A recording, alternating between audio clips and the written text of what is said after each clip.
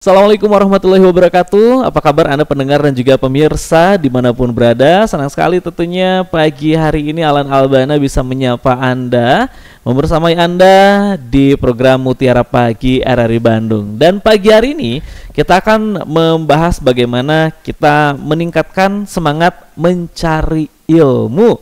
Meskipun kita tahu bahwa di era sekarang kita bisa belajar dari manapun gitu ya, bisa dari YouTube, termasuk di channel YouTube RRI Bandung Live ini, karena kita siarkan juga melalui channel YouTube, selain dipancar luaskan juga melalui siaran terestrial kami di berbagai kota.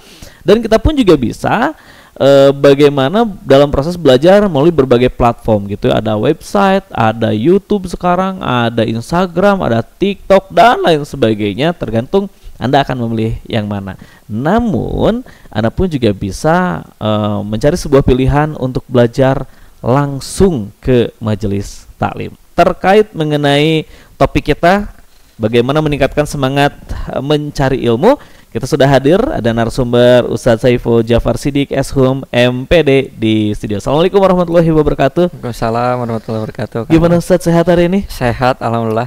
Semangat. Alhamdulillah. Semangat gitu ya. Sama semangatnya dalam topik kita, semangat mencari ilmu. Iya. Baik, Ustadz silakan disampaikan bagaimana untuk kita bisa menambah atau meningkatkan tentunya semangat dalam proses mencari ilmu. Mangga. Baik, alhamdulillah wa syukru ala nikmatillah wa la haula wa la quwata illa billah. Asyhadu alla ilaha illallah wahdahu la syarikalah wa asyhadu anna Muhammadan abduhu wa rasuluhu la nabiyya ba'dah, amma ba'd. Para pemirsa dimanapun Anda berada, semangat ilmu ini didorong oleh Al-Quran dan Al-Hadis. Kalau kita lihat dalam Quran surat Al-Mujadalah, bagaimana Allah Subhanahu wa Ta'ala mengapresiasi terhadap orang-orang yang semangat belajar ilmu sampai kemudian dia menjadi makom orang yang berilmu. Allah Subhanahu wa Ta'ala berfirman, A'udzubillahi minasyaitonirrajim, yarfa'illahu alladhina amanu minkum walladhina utul ilma darajat. Allah akan mengangkat beberapa derajat orang yang beriman dan orang yang berilmu.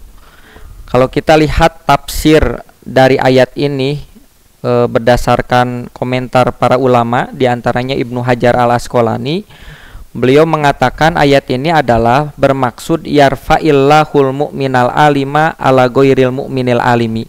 Allah akan mengangkat orang yang beriman tapi semangat belajar ilmu, sehingga dia menjadi orang beriman dan berilmu, dibandingkan orang yang beriman tapi tidak mau berilmu. Dan derajatnya itu ada dua katanya, baik di dunia ataupun nanti di akhirat, kata Ibnu Hajar. Di dunia orang yang beriman dan berilmu dia akan dihormati, reputasinya akan baik, memiliki teman-teman yang baik pula. Sedangkan di akhirat orang yang beriman dan berilmu itu, kata Ibnu Hajar al-Asqalani, akan ditempatkan di surga yang lebih tinggi ya, dibandingkan orang yang beriman tapi malas belajar ilmu atau malas untuk ke majelis ilmu. Yang kedua, landasan hadis di mana Nabi Shallallahu alaihi wasallam menegaskan, kata Nabi Shallallahu alaihi wasallam, man salaka tariqon yaltamisu fihi ilman sahalallahu tariqon min turukil jannah.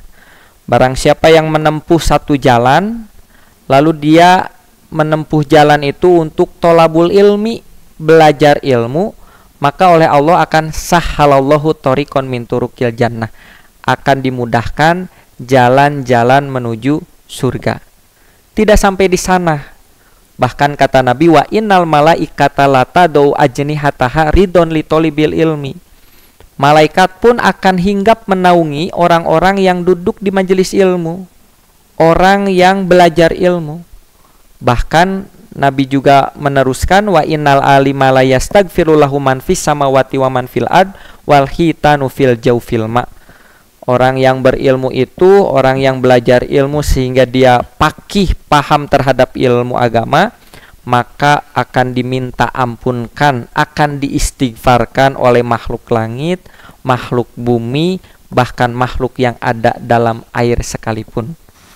Maka ini luar biasa. Al-Quran, hadis memotivasi kita agar kita selalu semangat belajar ilmu, semangat tolabul ilmi. karena makomnya baik di dunia ataupun di akhirat menjadi makom yang sangat luar biasa. Bahkan terakhir kata para ulama, yang membedakan entitas kita, esensi kita, ya, pribadi kita sebagai manusia dan juga sebagai sebagai makhluk yang lainnya, hakikat kita manusia dengan makhluk yang lainnya hanya dibedakan pada ilmu. Kata Imam Al-Ghazali, kalau kita manusia mau dibandingkan dari aspek kekuatannya, maka kita tidak lebih kuat dibandingkan yang namanya unta. Kalau mau dibandingkan dan disandingkan dari aspek postur tubuh, maka kita tidak lebih besar daripada yang namanya gajah. Kalau mau dibandingkan dan disandingkan dari banyaknya kita mengkonsumsi makan, maka kita tidak lebih banyak konsumsi makannya dengan yang namanya sapi. Dari aspek itu saja kita kalah kalau mau dibandingkan dan disandingkan dari fisik. Bahkan nilai kemanfaatan hewan kalau dipandang dari fisik lebih hebat mereka. Sapi bisa memproduksi air susu, padahal mengkonsumsi air mentah, tapi yang keluar air susu. Manusia yang diminum air susu, yang keluar air kencing. Gak ada yang bernilai. Begitu. Ayam makan yang jelek-jelek, ya, makan yang tidak bergizi, tapi mampu memproduksi telur. Manusia memakan telur, yang keluar telur lagi, cuman telurnya berbeda, tidak bernilai. Nah ini, ya, sehingga semangat berilmu ini bukan menghantarkan kita manusia sebagai makhluk yang terbaik, tapi juga membedakan kita dengan makhluk yang lain seperti para binatang. Itu Kang Alan. Baik, ya, terima kasih juga untuk Anda pendengar dan juga pemirsa yang sudah menyimak kami tentunya melalui siaran tersiar kami di pancarluaskan di Tasikmalaya, di Ciamis, kemudian juga dipancarluaskan juga di Garut, Sumedang, Subang hingga Cianjur, dan spesial juga untuk Anda yang ada di seputar Bandung Raya gitu, yang juga sama-sama turut hadir. Kita sedang membahas mengenai bagaimana meningkatkan semangat kita dalam mencari ilmu bersama Ustadz Saiful Jafar Siddiq, Eshum MPD. Dan tentunya juga Anda bisa menyimak juga melalui channel YouTube kami di RRI Bandung Live, dan Anda bisa berikan komentar, berikan reaksinya juga boleh, ya, di like juga, di subscribe dan diaktifkan tombol loncengnya agar setiap topik-topik yang kami hadirkan di Mutiara Pagi RRI Bandung bisa langsung notifikasinya sampai ke handphone Anda atau ke laptop Anda. Nah, Pak Ustadz, terkait dengan proses mencari ilmu, kan sekarang berbicara mencari ilmu tuh banyak, gitu ya. Tadi pun juga disampaikan bahwa Allah berikan atau ditinggikan derajatnya. Kemudian dalam proses mencari ilmu bahkan katakanlah malaikat menaunginya, bahkan dimudahkan jalan menuju surga. Apakah konteksnya hal itu tuh karena mencari ilmu agama, atau ketika proses mencari ilmu yang lain pun juga sama? Bagaimana? Baik. Apakah ayat tadi, hadis tadi hanya dibatasi tentang ilmu agama? Maka jawabannya memang lebih spesifik, itu belajar ilmu agama. Begitu. Kenapa belajar ilmu agama? Karena ilmu agama ini sebagai pondasi sebelum kepada ilmu-ilmu yang lainnya. Apakah ilmu yang lainnya sama kedudukannya seperti tadi, ya, yang disampaikan dalam Al-Quran dalam Al-Hadis? Itu bisa sama kalau seandainya ilmu non-agama ini, bisa sains, matematika, itu juga untuk menghantarkan pribadinya menjadi ibadah kepada Allah. Begitu. Contoh misalnya kita belajar agama supaya takarub kepada Allah, mendekatkan diri kepada Allah Subhanahu wa ta'ala, dan itu Al-Quran akan angkat tuh derajat orang yang belajar ilmu agama itu. Lalu kemudian akan dimudahkan tuh orang yang belajar ilmu agama, karena dia dengan ilmu agama takarub kepada Allah. Tapi ada orang yang belajar ilmu agama, setelah itu belajar ilmu matematika, belajar ilmu komunikasi, belajar ilmu sains, tapi ia belajar itu semua tiada lain tiada bukan dalam rangka takarub juga untuk bisa mendekatkan diri kepada Allah. Contoh matematika. Orang kalau nggak belajar matematika, bagaimana dia hitung-hitungan zakat? Padahal kan zakat pertanian Misalnya kalau oleh air hujan itu 10%, kalau oleh campur tangan manusia, oleh tangan manusia itu 5%. Bagaimana menyimpulkan berapa persen dari sekian hasil panennya itu kan itu perlu matematika. Ya, Kemudian waris gitu ya. apalagi waris itu yang Sensitif gitu ya. sensitif dan cikal bakal persoalan perseteruan rumah tangga itu rata-rata bab waris gitu. Itu kan ada hitung-hitungannya dan basicnya harus matematika. Bayangkan kalau matematika orang nggak belajar, itu ilmu agama sulit menjadi direalisasikan, maka jadi wajib akhirnya kalau diperuntukkan untuk takarub kepada Allah, bukan diperuntukkan untuk hitung-hitungan korupsi ya, kalau itu jadi dosa gitu. Kemudian ilmu komunikasi, bagaimana kita bisa menyampaikan syiar Islam dengan baik dan benar, kalau belajar ilmu komunikasinya pun tidak. Makanya para ulama itu ada disiplin ilmu khitobah. Khitobah itu mungkin bahasanya Kang Alan public speaking. Itu diajarkan oleh para ulama. Kenapa muncul? Tiada lain tiada bukan untuk bisa membantu mendorong ilmu agama ini. Jadi makomnya yang non agama ini bisa sama, bahkan bisa setara kalau menjadi medium, alat untuk bisa merealisasikan, mengimplementasikan ilmu agama ini. Itu Oke. Jadi kembali ke niatnya justru ya, betul. mempelajari ilmu ini apakah juga ada sangkut pautannya semakin membuat kita dekat kepada Allah Subhanahu wa taala gitu ya. Baik. Nah, sekarang adalah bagaimana keutamaannya kita belajar di media online, kemudiannya kita belajar dengan berbagai platform sekarang banyak gitu ya, ada TikTok, ada Instagram yang isinya juga banyak ilmunya. Kemudian dengan orang yang belajar langsung ke majelis ilmu. Bagaimana, silakan. Baik, ini adalah sebuah realitas yang tidak boleh kita hindari, di mana hari ini adalah dunia digitalisasi menjadi satu medium untuk mempermudah masyarakat dalam semua aspek, termasuk dalam aspek tholabul ilmi.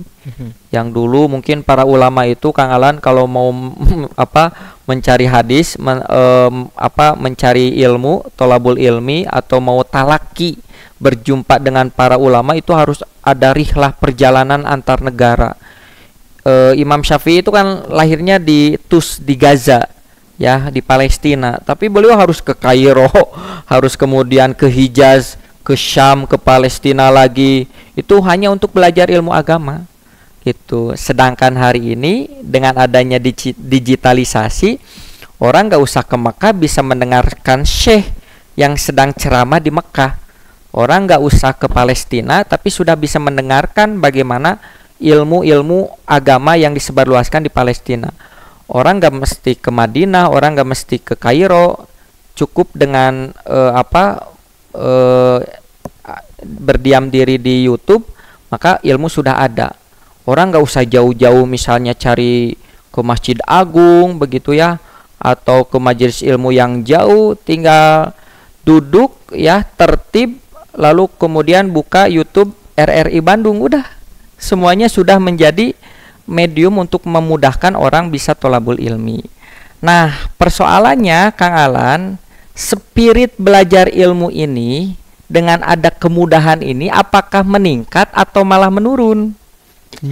Nah, justru hari ini banyak sekali dengan kemudahan belajar online atau kemudian tholabul ilmi melalui YouTube, Instagram dan seterusnya, TikTok. Kalau seandainya itu malah menyurutkan semangat, maka tentu ya alangkah baiknya dia harus belajar ke majelis ilmu. Gitu, majelis ilmu harus menjadi alternatif untuk menumbuhkan semangat. Kalau ternyata ke majelis ilmu tetap juga nggak semangat, berarti persoalannya ini mah bukan masalah online dan offline-nya, bukan persoalan dia memilih yang ke majelis ilmunya atau via media digitalnya, bukan, ini mah persoalan diri pribadinya gitu. Yang jelas mau menggunakan YouTube ataupun menggunakan langsung ke majelis ilmu, semangat ilmu itu hadir atau tidak. Kalau kita lihat redaksi hadisnya, memang kalau dipahami secara letter, man salaka torikon yatlubu fihi ilman sahalallahu torikon min turukil jannah, itu adalah ada proses belajar ilmu itu dengan menempuh jalan kaki. Begitu. Ini yang mungkin keberkahan para ulama dalam belajar ilmu, hadir ke majelis ilmu, langsung berjumpa dengan gurunya, muncullah keberkahan. Begitu. Karena adab-adab ilmu ada. Malaikat itu muncul karena majelis ilmu. Begitu ya. Bukan per orang misalnya dengan nonton YouTube, Instagram. Karena orang yang nonton YouTube dan Instagram, kalau seandainya tidak dijaga adab-adabnya, nah ini berkurang tuh keberkahannya. Kan kalau di majelis ilmu biasanya akan adab-adab ilmunya juga akan terjaga tuh. Kalau misalnya dia mendengarkan, dia duduk yang manis, mendengarkan tertib. Nah biasanya rata-rata yang online itu ini belum bisa melakukan yang ada di majelis ilmu. Ya, mendengarkan YouTube sambil berbaring, sambil makan sukro, sambil mengkonsumsi apapun, bahkan ya mungkin dengan pakaian yang tidak rapi seadanya, atau didengarkan tapi orangnya kemana, YouTube-nya di setel tapi orangnya lagi kemana gitu. Akhirnya berkuranglah keberkahan itu. Jadi titik tekannya sebenarnya mau komitmen tidak kita memperlakukan adab ilmu itu, adab belajar ilmu itu ketika di majelis ilmu ataupun ketika di hadapan layar kaca atau di media sosial. Kalau itu bisa dijaga, insya Allah tetap keberkahannya itu, pahalanya pun sama. Begitu, Kang Alan. Baik ya, luar biasa sekali, dan tentunya terima kasih juga untuk Anda pendengar dan juga pemirsa Mutiara Pagi RRI Bandung yang juga sudah menyimak. Wah, jadi sekarang kalau menonton Mutiara Pagi RRI Bandung kedah kasep pula gitu ya. Betul. Harus begitu, betul. Sedekap baru balam gitu. Iya, betul. Agar bisa mendapatkan berkah. Nah, terkait dengan dalam proses mencari ilmu, sebetulnya kan ada ungkapan ada dulu ilmu dulu gitu ya. Kemudian juga dalam konsep belajar gitu. Sebetulnya afdolnya belajar mencari ilmu hingga katakanlah bisa mendapatkan keberkahan apa? Iya. Ya, yang pertama ada istilah adab dulu baru ilmu ya. Sebenarnya adab itu kan juga bagian dari ilmu. Ilmu itu juga bagian dari adab. Makanya sebenarnya tidak bisa dipisahkan. Orang belajar ilmu itu ya belajar adab. Orang belajar adab itu ya belajar ilmu. Jadi tidak bisa dipisahkan apakah ilmu dulu atau adab dulu. Ini sama pertanyaannya, apakah Allah itu menciptakan ayam dulu atau telur dulu? Mau disebut ayam kan dari telur, mau disebut telur kan dari ayam begitu. Ya sebenarnya tidak bisa dipisahkan. Nah, cuman barangkali untuk bisa mendapatkan tadi nilai-nilai keberkahan, maka tentu dalam semangat belajar ilmu itu bukan hanya sekadar semangat, tapi tidak tahu adab-adabnya. Ini yang barangkali kadang menjadi orang berilmu tapi tidak beradab begitu, karena hanya mengandalkan semangat. Baru belajar berani membantah, baru belajar berani berdebat, baru belajar ilmu agama berani menyalah-nyalahkan, padahal sebenarnya kita belum tahu duduk perkara tentang yang dihadapinya. Makanya ada pertama, kalau adab dalam belajar itu pertama niatkan dulu bahwa kita belajar ilmu agama itu diniatkan untuk menghilangkan kebodohan dalam diri, bukan untuk menghilangkan kebodohan orang lain. Begitu, supaya tidak ada sikap sifat sok. Ya, baru belajar lalu kemudian baru kemarin sore lalu kemudian bisa mengajari orang yang lainnya atau mengguruinya lalu menyalahkannya. Enggak begitu. Yang paling utama adalah bahwa belajar ilmu agama itu niatkan bahwa kita ingin menghilangkan sisi kebodohan kita, yang ada dalam diri kita. Yang kedua, nanti adab dalam berilmu itu juga tadi ya harus toharoh. Toharoh itu ada dua, bersih hatinya, ya, jangan hadir ke majelis ilmu gara-gara ada konsumsi, ada beras 1 kilo yang akan dibagikan, bukan, harus bersih niatnya betul-betul karena Allah. Yang kedua, bukan hanya bersih niatnya, bukan bersih jiwanya, tapi juga bersih penampilannya.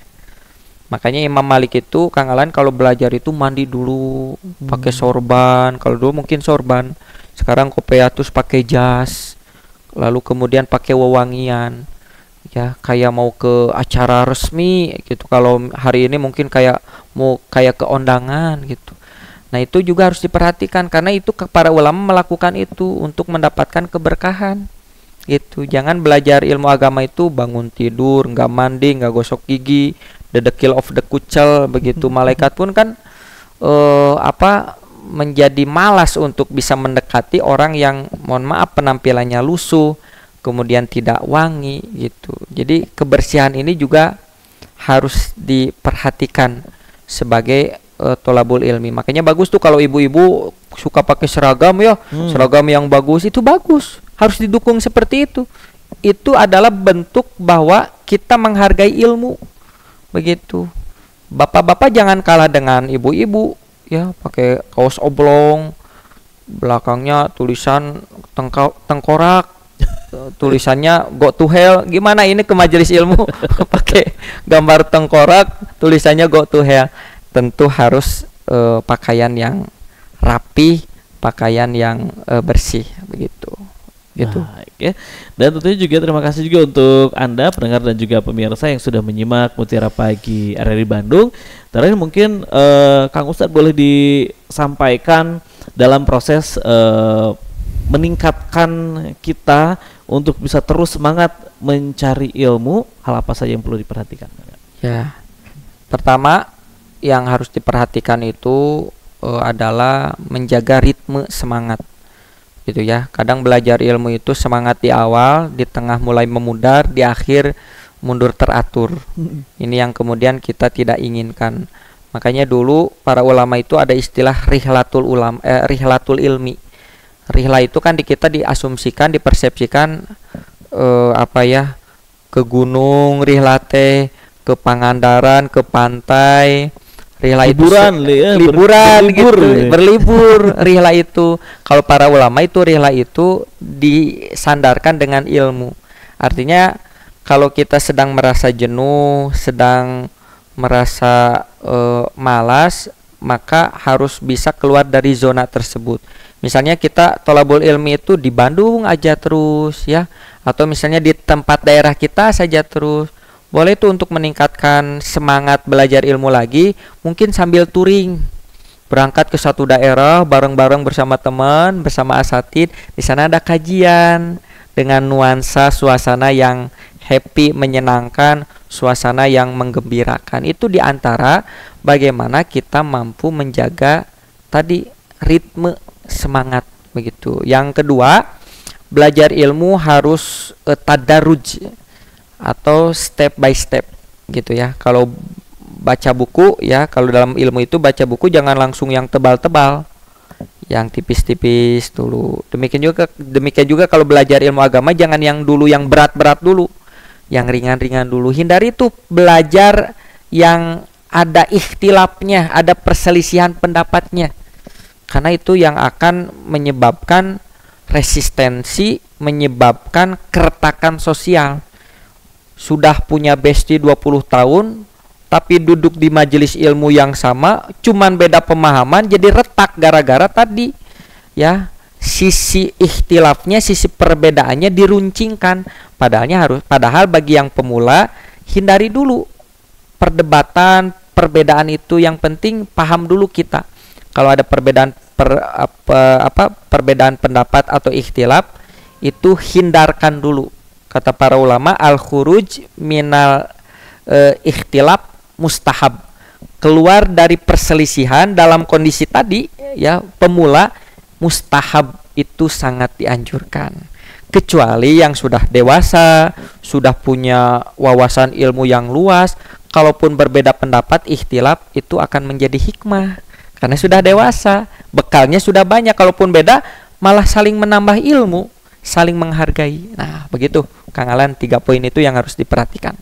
Begitu. Baik, hatur nuhun, terima kasih Pak Ustadz Saiful Jafar Siddiq Eshum MPD sudah tentunya turut hadir di Mutiara Pagi RRI Bandung. Mudah-mudahan ini pun juga adalah salah satu langkah ikhtiar kita untuk terus meningkatkan proses mencari ilmu gitu ya. Bukan saja masalahnya mencari ilmunya di mana, tapi justru esensinya adalah bagaimana kita mendapatkan sebuah keberkahan dalam proses mencari ilmu. Mudah-mudahan apa yang disampaikan ini bisa menambah referensi dan juga semangat untuk Anda, khususnya juga untuk Alan sendiri yang juga turut hadir langsung di studio. Dan terima kasih juga untuk Anda yang menyimak kami melalui siaran yang dipancarluaskan juga ada di Ciamis, di Tasikmalaya, di Garut, kemudian juga Sumedang, Subang hingga Cianjur. Dan juga untuk Anda yang menyimak di seputaran Bandung Raya, Anda juga bisa menyimak langsung gitu ya, ingin melihat langsung Ustadz Saiful tuh yang mana gitu ya, Anda bisa cek juga channel YouTube kami di RRI Bandung Live.